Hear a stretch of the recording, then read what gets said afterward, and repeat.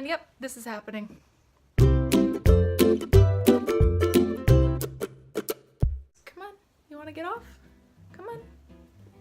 Come on. You want to? I know you do. Thank you. Anyway, so long story short, back in January, I bought a one-way ticket to Paris, and I am going to start traveling the world come July. So here are the, well, not the 5 things, but five of the things that I'm doing in order to prepare myself for this big journey, I guess. 1, I bought my ticket. That's when you're saying, oh, I'm gonna travel, or oh, I'm gonna go do this thing. Most people have great intentions of doing these things, but they never get around to actually doing it because they never make the time to buy the ticket, or it's never a good time, or maybe there's a better time to leave. So I bought a one-way ticket to New York and from New York to Paris in July, and I bought that in January, like I said, and I'm just making it work. It's the same thing, like if you go skydiving, you're in the air and then you're in the airplane and then you're in the air. You just have to embrace it and go with it. Number 2. Saving money. So I'm not doing very well at this right now, partially because I am one of those people that find solace in shopping. I'm not materialistic, really. I like buying things for other people, or I like buying food for other people. And that's kind of a bad habit to be in the first place, but it's a hard habit to break out of. So I know, don't judge me. So I'm trying to save money. Other life stuff kind of came up and dug into what money I did have saved. So I'm still really picking myself up from that. Based on where I am currently, I'm not going to have nearly as much saved as I had planned.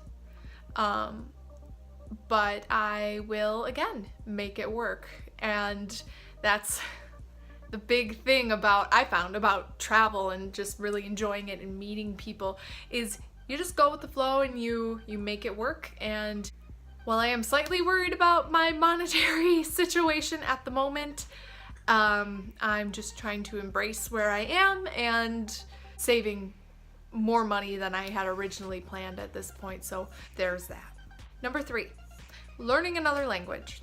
So when you're traveling, you don't necessarily need to know another language, as long as you, again, are open and embrace your situation wherever it is you are. Since I am the type of person that likes to be prepared for any sort of situation that may or may not come up, I figured that my time would be best spent, and this is both for employment reasons, just because it looks better to most employers to be bilingual, but also because if I find myself lost in Europe and I'm in some really small town and not very many people know English, or God forbid, nobody knows English, I figured that somebody has at least got to know either German or French.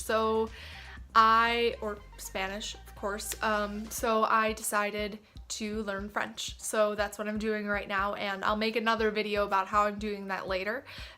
It's actually really cool, and it's kind of starting to turn into a new passion of mine. So who knows, maybe my world tour will turn into me just learning a ton of different languages. Number 4, that's a 3. Number 4, I'm selling my stuff.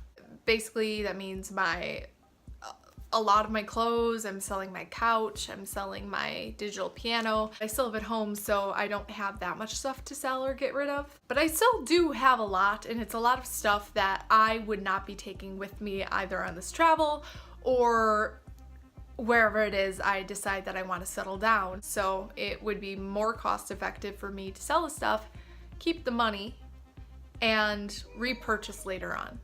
Number 5, I quit my job. Yeah, I did.